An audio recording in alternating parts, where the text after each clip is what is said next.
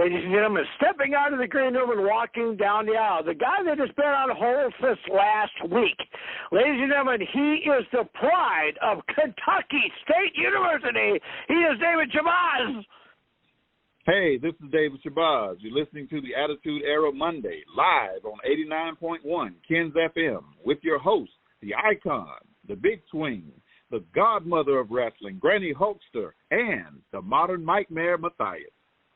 David Shabazz is our guest. You're on 89.1 Ken's FM. We got about 36 minutes, so I'm going to ask you a few questions, then we'll do a roundtable, then we'll come back to me now. I'll ask you the tougher questions. So now you teach television broadcasting, and you also do radio and communication.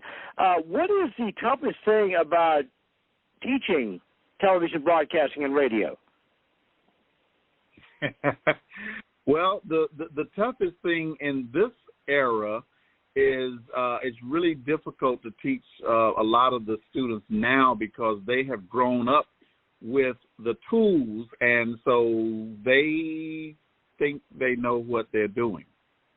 And so everybody automatically thinks that, oh, I understand this because they grew up with cell phones, and cell phones have the cameras and videos and all, so they've been using it, but they haven't really been trained on how to use those tools. They don't understand the concept of time because even certain things like time structured and time sensitive. So everybody, they really don't know how it operates, and that's the difficult thing because you're trying to get them to unlearn and then relearn.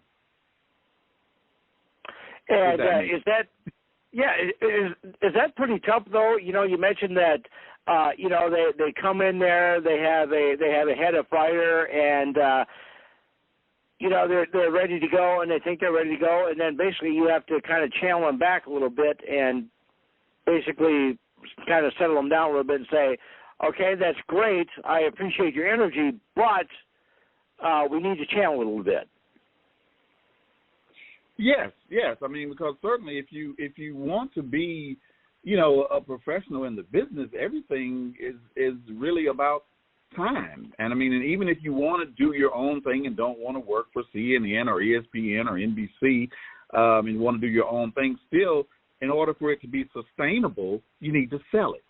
And you sell it based on time. And people need to understand that. And the young people don't understand that concept initially. And you're also a former journalist, and we're going to talk a little bit about that in a second. But I do want to introduce you to one of my first co-hosts. It's Granny Hulkster, and as you heard on hold, maybe last week and this week, she's pretty good at making cookies. I guess they're smaller than I thought they were. But Granny, what do you have for our guest? Go ahead. Well, welcome to the show. It's a pleasure to have you on. So when you were doing journalism and everything, what was one of the most challenging stories or articles you ever had to write or do in your career? Oh, wow. I was a general assignment reporter mostly. I worked mostly for the community papers, the smaller papers, so you sort of did everything. You covered education, government, sports. I would say probably the toughest types of articles that I've done were the ones that kind of dealt with racism. I had one